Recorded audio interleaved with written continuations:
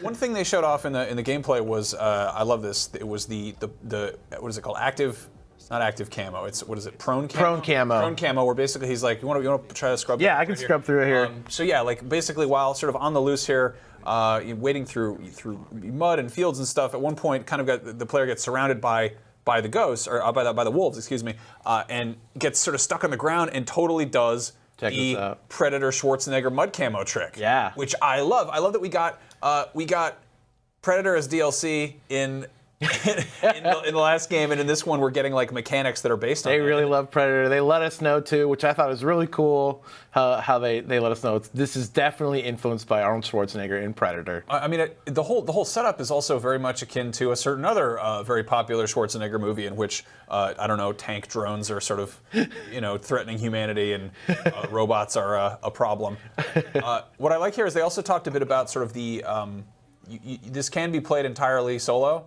But of course, obviously, co-op is also an element here. Right. What they said was that when you play this campaign, you are solo. You are by yourself, which is cool. I like how it seems like they're splitting it up so that you can kind of go both ways and just start from the beginning, from what I'm gathering, with your friends, which I like. There's kind of less of like a drop-in aspect to it, seems like, and more of a split kind of either co-op or solo. Yeah. I'm not sure whether or not that will be the case. It's cool because obviously, like the mechanics of the game are totally designed to be, it's designed to be played with friends. But at the same time, it's also, it also can be solo. And it very much, I feel like the story is very much suited for that, like, I don't know, single lone rogue operative on an island full of bad guys. Right. Is very akin to some other games I've enjoyed in my time. I dig it. You can check this out here.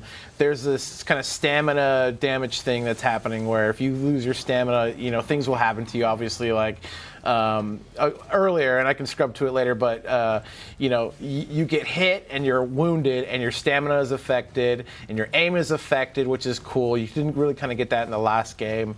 You have like 3 stages of sort of like triage for your injuries or whatever. And you have to treat all, if your arm gets wounded, you have to treat your arm. If your leg gets wounded, you have to treat your leg.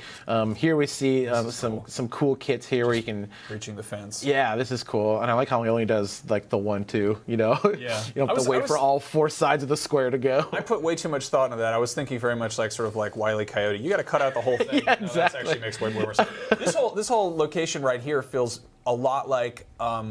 a different Ubisoft game like Watch Dogs 2. Yeah, totally. The thing that's crazy here is this isn't just an island full of bad guys. This is also sort of the home base of Skeltec. So they've got employees there. They've got regular people who are just kind of hanging out, doing their jobs, Yeah, and it looks like, they're hard at work either trying to do this scandalous world things that they're doing with their tech, or they're just unawares. But our crew here is still working their way out from under enemy foot.